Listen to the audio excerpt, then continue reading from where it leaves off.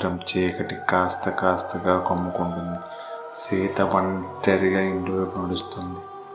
మార్గమధ్యలో ఆ దారి పక్కనే ఒక పాత శ్మశానం ఉంది. చుట్టూ శబ్దం, గాలి కూడా శబ్దం లేనట్లు వీస్తుంది. శ్మశానాన్ని చూస్తూ సీత గుండె వేగంగా కొట్టుకుంది.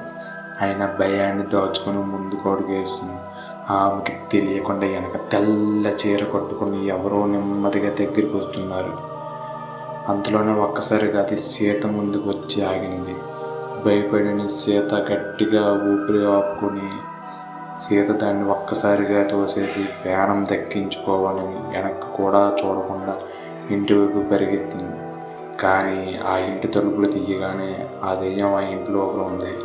ఆ దెయ్యాన్ని చూసి భయపడి సీత ఒక్కసారిగా కళ్ళు తిరిగి పడిపోయింది. అసలు ఆ సీతకి ఏమై